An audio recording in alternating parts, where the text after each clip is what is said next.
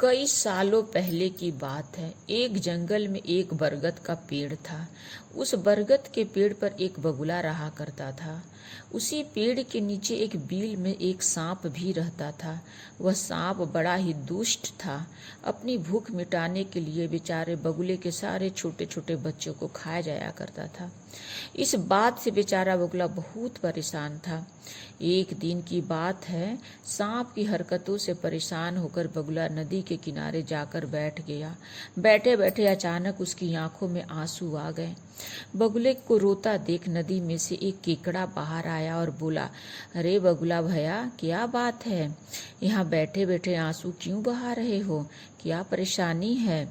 केकड़े की बात सुनकर बगुला बोला, क्या बताऊं केकड़े भाई, मैं तो उस सांप से परेशान हो गया हूँ। वह बार बार मेरे बच्चे को खा जाता है। घोंसला चाहे जितना भी ऊपर क्यों न बनाऊं, ऊपर चढ़ ही जाता है। अब तो उसके कारण दाना पानी लेने के लिए घर से कहीं जाना भी मुश्किल हो गया है। तुम ही कोई उपाय बताओ। बगुले की बात सुनकर केकड़े ने सोचा कि बगुला भी तो अपना पेट भरने के लिए उसके परिवार वालों को, दोस्तों को खा जाता है। क्यों ना ऐसा कोई उपाय किया जाए कि सांप के साथ साथ बगुले का भी खेल खत्म हो जाए। तभी उसे एक उपाय सूझा। उसने बगुले से कहा, एक काम करो बगुला भैया, तुम्हारे पेड़ से कुछ ही दूर नेवले का बील है।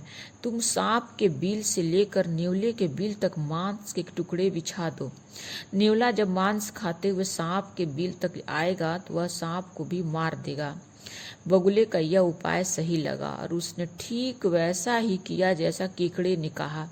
लेकिन इसका परिणाम उसे भी भुगतना पड़ा। मांस के टुकड़े खाते खाते जब नेवला पेड़ के पास आया तो उसने सांप के साथ बगुले को भी अपना शिकार बना लिया। कहानी से सीख है दोस्तों, इस कहानी से हमें यह सीख मिलती है कि किसी की भी बात पर आंख बंद करके विश्वास नहीं करना चाहिए। साथ ही उसके परिणाम और दुष्परिणाम के बारे में भी सोच लेना चाहिए।